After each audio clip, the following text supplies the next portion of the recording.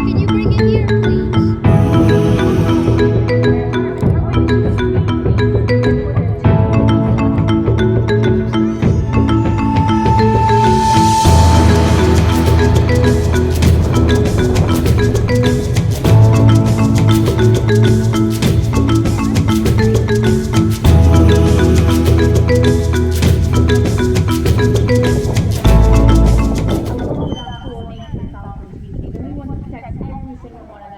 For the many generations, for our future generations to be able to fall in love with wildlife.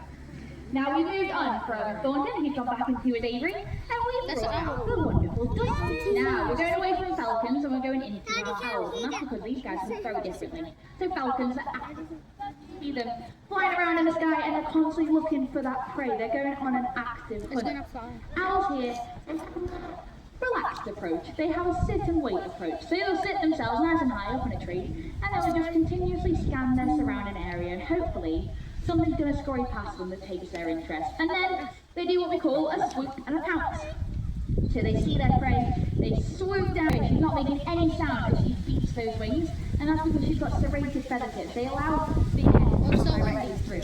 Now we are getting some lovely gusts of wind coming through our arena right now, and you might notice that Dusky has gone to the floor. Now this is because owls and most birds of prey, they like to fly into the wind. That gives them the most control. So if the wind is not in their favour, they'll simply just choose to go and hunker down, either in a tree or down on the floor is Dusky's favourite place. Now I haven't actually told you what type of owl Dusky is yet. Dusky is a Tasmanian eagle owl, and he kind of little sticking up there on the top of her head. Now, of course, with ear tufts, they have nothing to do with her ears. They are purely little feathers, so they can sometimes be referred to as feather tufts. Now, these feathers tell us how she's feeling in her environment. They're a way that she can communicate with other Tasmanian eagle owls. These guys, they do kind of like to be solitary, but they will hang if she were to flatten them all the way to the back of her head. Something has spooked her, maybe feeling uneasy, maybe she's seen a bigger predator out there. All that includes her aviary, we can conclude with our final third up here at third of prey. Now here's the one, if you join us a little bit later on, he just put some food away, he's very infinite, he will come over to you guys. But to just remain calm if he comes over to you, he is a big softy, he's not going to do anything, he's just going to wander past you and eat his food that our other keeper Millie is throwing down for him. Slowly. Can you bring it here, please? Okay, my microphone has died. I really hope everyone can still hear me. I can shout nice and loud. Diego here is a red leg 3 can run at 15 miles an hour. Really incredibly speed he can get up to. Now he finds that snake just like he's done today, and he throws it down on the ground. Now this is where he can kill it. Then he throws it down again, just like that. Come and that's here. so he can break up all the bones in his body. Diego there wants the snake to forget. Can you throw the snake here, please? Now Susan, Stop laughing. I want the snake here. realize it. Diego has a very loud territorial call.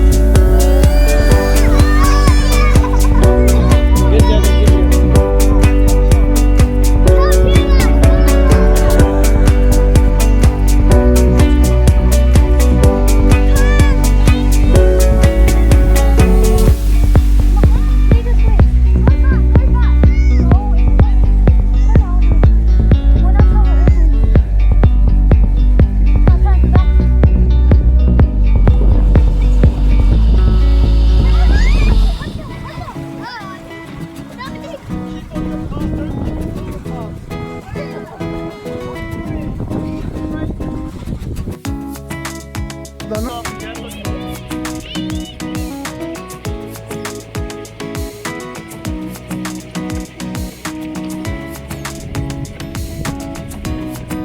is it?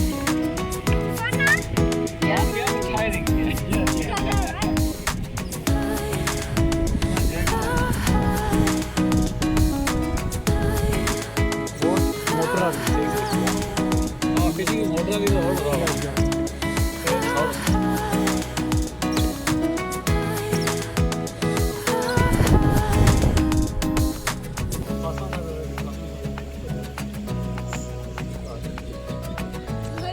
If we go down, they may put me on.